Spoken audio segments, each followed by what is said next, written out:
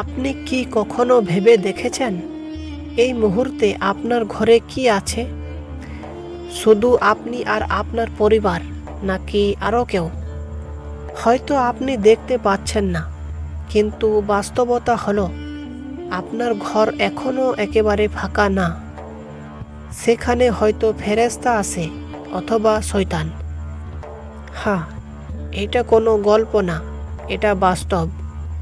কিছু কাজ আছে যেগুলো করলে ফেরেশতা আপনার ঘরে প্রবেশ করেন, আর কিছু কাজ আছে যেগুলো করলে শয়তান আপনার ঘরে বসবাস শুরু করে।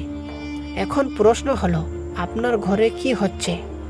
আপনার ঘরে কি নামাজ হয়, কোরআনের তেলাওয়াত শোনা যায়, নাকি সারাদিন গান বাজে, অশ্লীল কিছু চলে, ঝগড়া, গীবত, রাগ এইসবগুলো বেশি?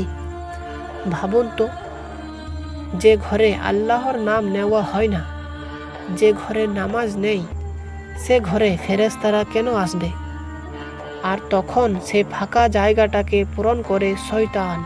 হ্যাঁ, শয়তান খুব সহজেই সেই ঘরে জায়গা করে নেই যেখানে আল্লাহর স্মরণ নেই। আর তখন শুরু হলো অশান্তি, কারণ ছাড়া রাগ, মনের মাঝে অজানা অস্থিরতা। আপনি হয়তো বুঝতেই পারছেন না কেন এমন হচ্ছে। একটা কথা মনে রাখবেন, ফেরেশতারা ভালোবাসে সেই ঘর যেখানে শান্তি আছে, যেখানে আল্লাহকে স্মরণ করা হয়।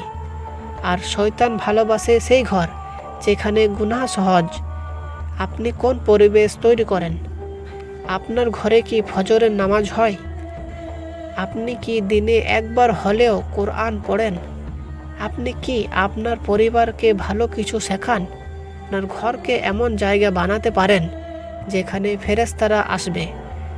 শুধু কিছু ছোট পরিবর্তন দরকার।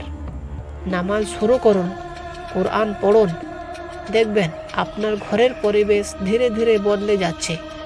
মনে শান্তি আসছে, কারণ তখন আপনার ঘরে ফেরেশতা থাকবে। শেষ একটা কথা বলি, আপনি আজ যেভাবে আপনার ঘরকে গড়ে তুলছেন, ঠিক সেইভাবে আপনার জীবন গড়ে উঠবে। তাই আজ থেকেই সিদ্ধান্ত নিন,